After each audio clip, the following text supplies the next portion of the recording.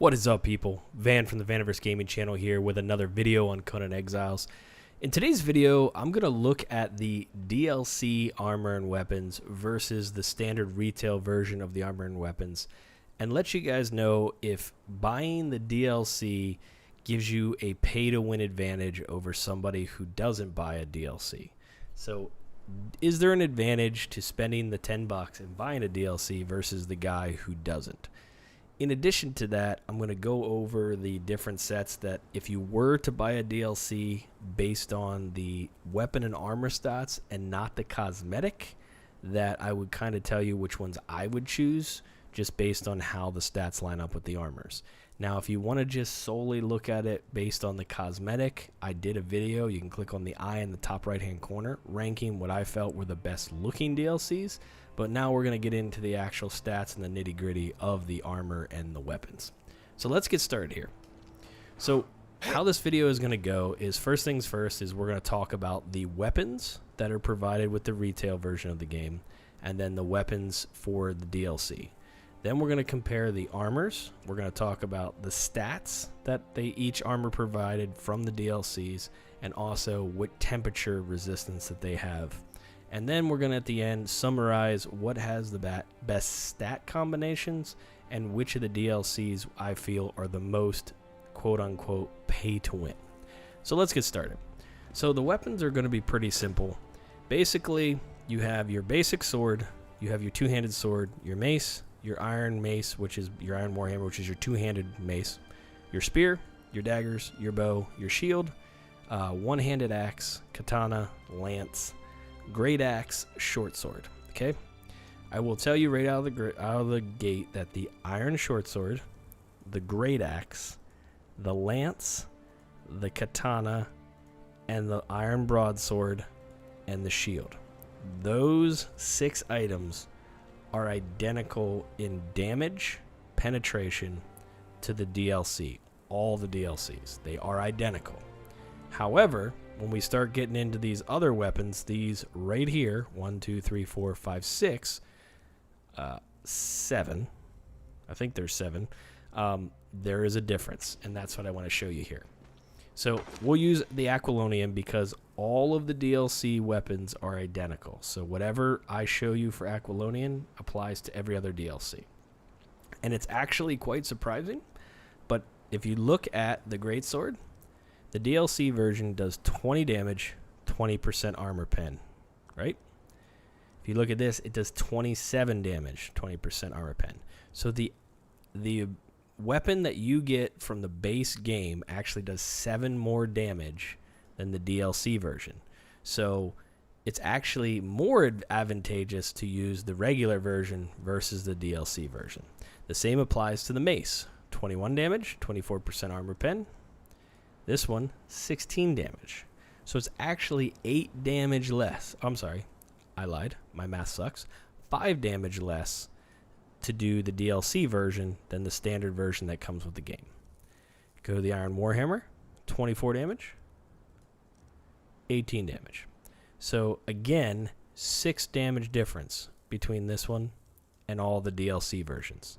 The spear, 20, 16. 4 damage difference between the DLC version and what comes with the retail. The daggers aren't as bad. 15 versus 14. So 1 damage difference. The pen's the same. The bow is 7 versus 9, so 2 damage difference. And then this is 14 and 12. This is also 14 and 12 with 1,000 durability. This has 3,000 durability. I should have used the Iron Targe shield instead. If someone wants to post in the comments what the stats are on that, I think they're pretty much identical. And then you get here 19 damage, 0 pen, 17 damage, 0 pen. So 2 more damage here. So just looking at the weapons alone, you actually are at a disadvantage to use the DLC weapons versus what comes with the retail game because they do less damage. There is one thing to note, though, is that on the DLC items, some of the items are cheaper to make.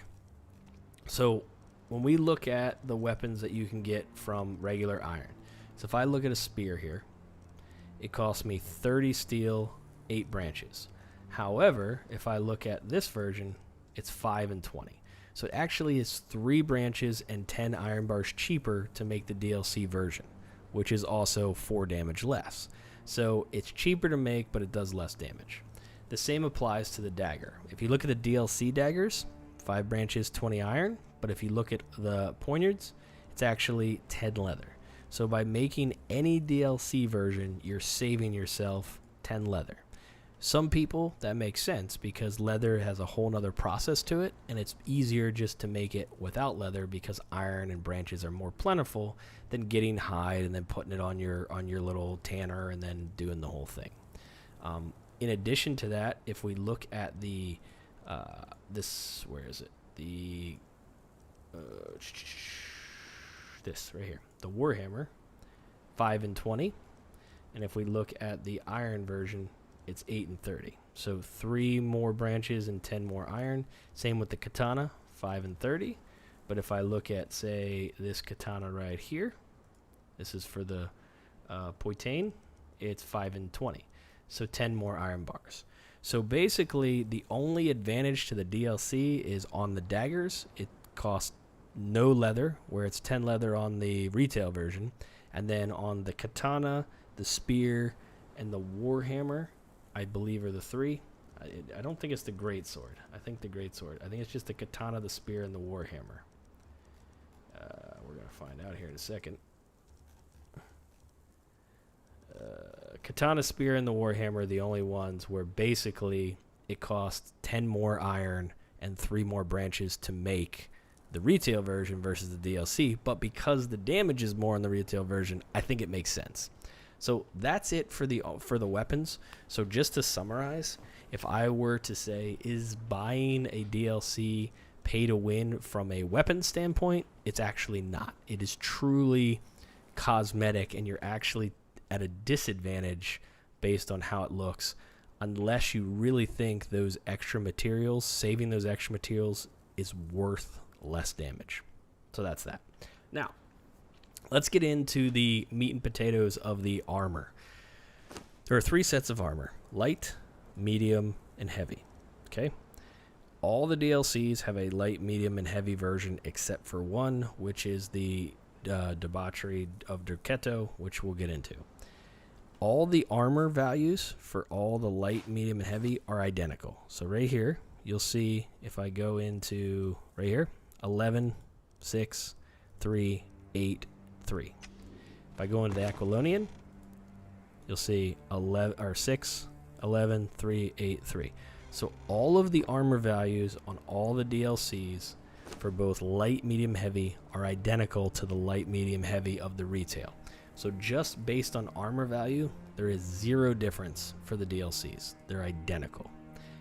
What changes is the stats and the temperature resistance. So if you look at light armor, it's bonus encumbrance. So if I go to my attributes, I get +5 encumbrance, 1 for each piece of armor I have on. And if I go to my stats, it gives me 2 out of 5 bars versus heat resistance. That applies to the medium version and the heavy version. A full set of medium would just give me a higher armor value, but it would still give me 5 bonus encumbrance and heat 2 out of 5 heat resistance. Heavy armor would give me 5 bonus encumbrance, 2 out of 5 heat resistance. So the retail version of the game, you're getting 5 encumbrance, 2 out of 5 heat resistance on all of the different gear options. However, the DLCs are different. So we'll look at the Aquilonian. So this is actually bonus agility. So a full set of light Aquilonian armor has the same armor value, but you get +5 to agility versus +5 to encumbrance. The medium is +5 to vitality versus encumbrance, and the heavy is +5 to grit versus the +5 encumbrance. They all work the same, that if you can make an exceptional piece, it's actually +7, and flawless is +9. The reason why exceptional is +7 is you get +2 for a chest and +2 for legs, and then 1 for the other 3 pieces. And then flawless, you get 2 for the head, chest, legs, and feet, and only 1 for the bracer, which makes it +9. So any version of the Black Dragon Exceptional Flawless would be +7 to grit, +9 to grit, where wearing this would just be +7, +9 to encumbrance. So if you want to build for grit or strength or vitality, then this DLC has an advantage over the basic version. And if you look at this, having agility on light armor is probably a good thing because it's how fast you can react after you do an attack, after you do a dodge roll. So if you have good agility and you're wearing light armor, it's going to be very similar to the dodge roll that used to exist in the game before they changed the dodge roll. Having vitality on medium, I mean, extra health is fantastic. And having grit, extra stamina, again, fantastic. So this all three of these sets, the stat works really well with the type of armor. These all give you 2 out of 5 heat resistance, just like the retail version. Go to Blood and Sand.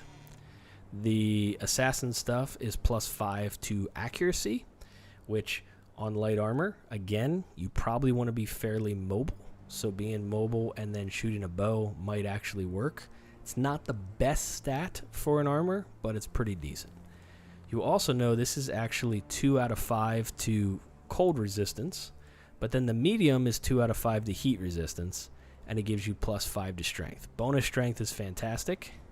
And then right here, vitality, having extra health in heavy armor is also fantastic. So the only one of these that doesn't necessarily make sense is the light armor, unless you really want to go for a bow build.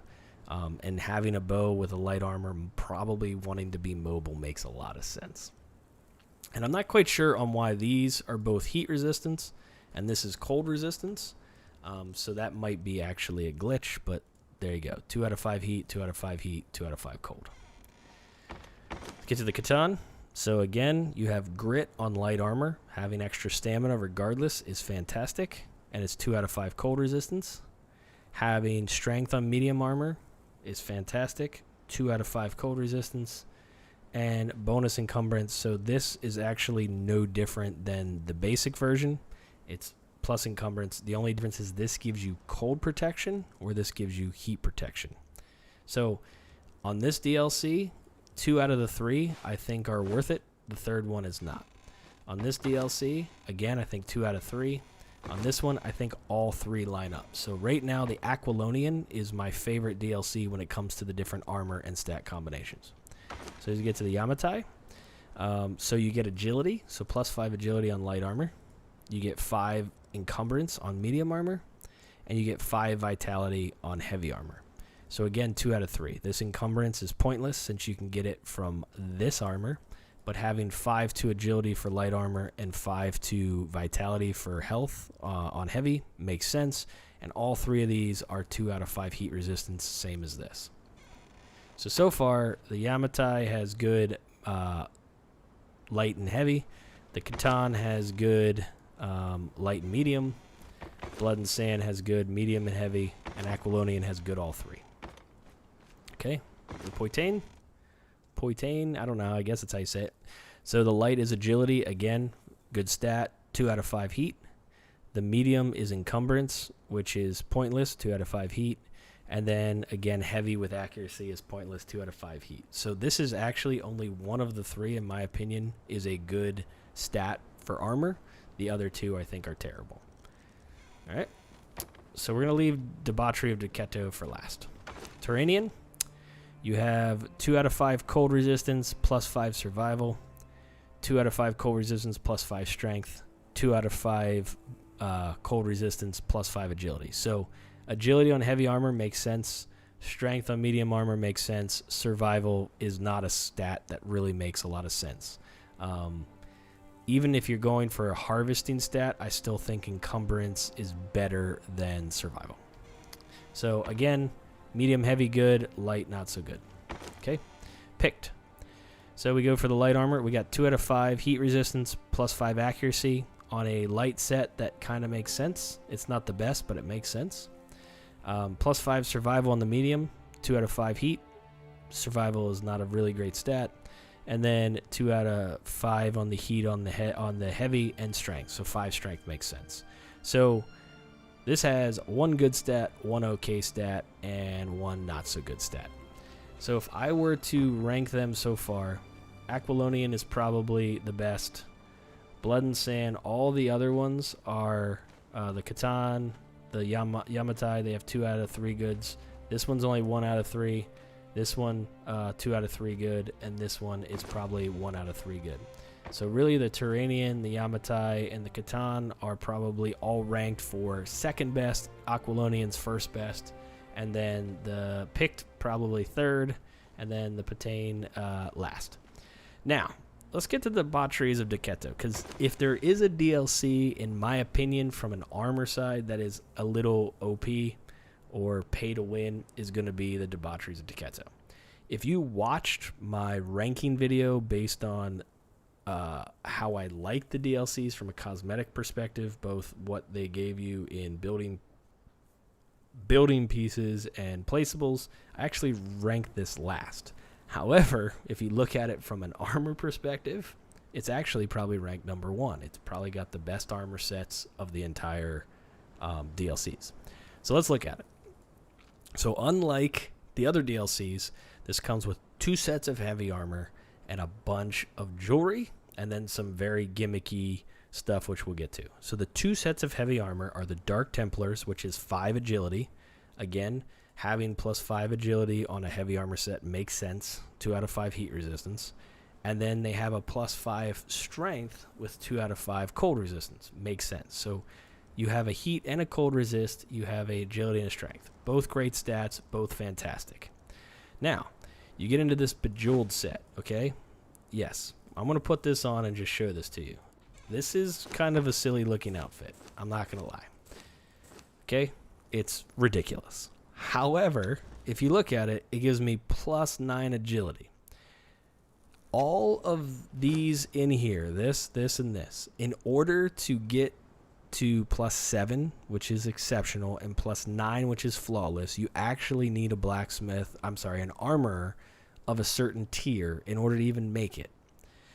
These, you don't need a special armor. You just need gold. You look ridiculous, but you get +9 agility on a set of gear that is really easy to obtain. So I don't know if that is your benefit for looking like a retard. That's not a good word to use. I apologize. That is your benefit for looking ridiculous. Like, look at my... Okay, I'm not going to go there. But it's the only set that you can get +9 and put little effort into. Okay? Now, let's say you don't want to look like I do right now. They have other stuff here. Okay? They have a circlet with earrings, and then it goes with a bracelet and an anklet. So let's say I want to wear this. This is vitality, vitality. So 2, 1, 2. So wearing 3 pieces of jewelry will give me +5 vitality. And it still allows me to wear a chest piece and a skirt piece. So what if I were to wear any of the chest and the pants out of any one of these DLCs and they were +1? I would actually get a +7 vitality by wearing the gold with that. If I were to wear an exceptional or a flawless piece, then I can get +9. So Debauchery of Decketo with just the jewelry and 2 other pieces will allow you to get to a +7 in your vitality stat and not need a not need a higher tier armor.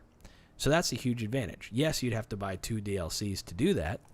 You'd have to buy a DLC with armor that gives you the additional vitality, and this one. The silver version actually gives you strength.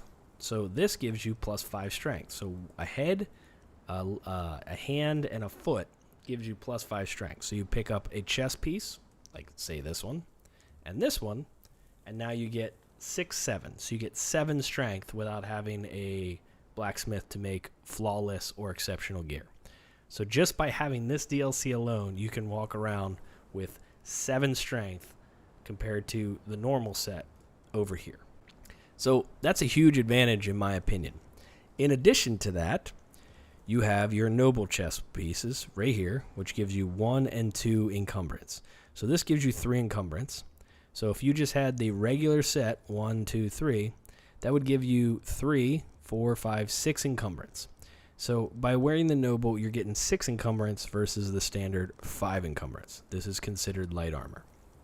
If you wear the innkeepers, these give you 2 and 2. All right. So the weird thing is one gives you cold and one gives you warmth, which I think is broken. That's kind of silly. But on top of that, you get 2 and 2. So you can get 2, 4, 5, 6. You can get 7 encumbrance just by having on some innkeeper stuff and some of your other armor that comes with the retail version of the game.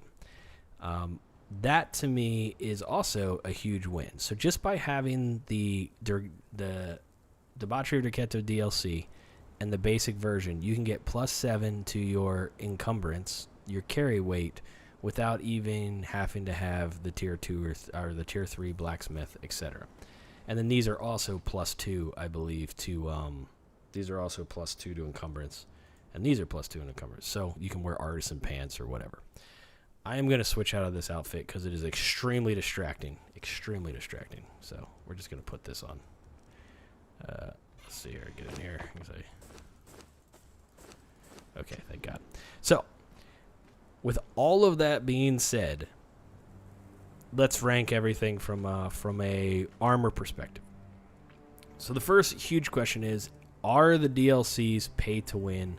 And I'm going to say that they give you a significant enough advantage over the basic set to say that you are going to have an advantage for paying money.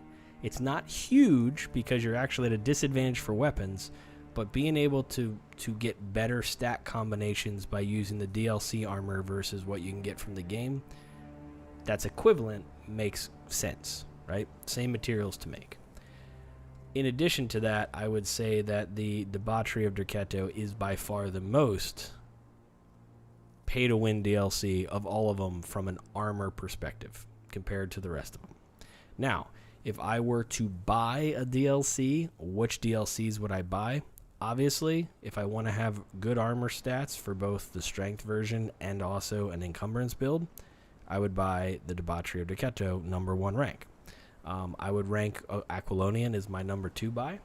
And then from there, Catan, Yamatai, and Turan get my next vote, picked after that, and then Blood and Sand after that, and then the Poitain after that. That's how I would rank them, just in effectiveness of the actual sets of gear that you're getting from them. Now, there are certain combinations that I think would work very well, because each DLC, if you haven't noticed, they have a different stat for light, heavy, and medium armor. So if you want a specific setup that you really want, like your strength, or you really want your agility, or you really want a specific one in a specific temperature resistance and a specific light, medium, or heavy, then you want to pick the version that fits all of those checkboxes. So this is a really long video, a lot of information. I hope it was extremely helpful.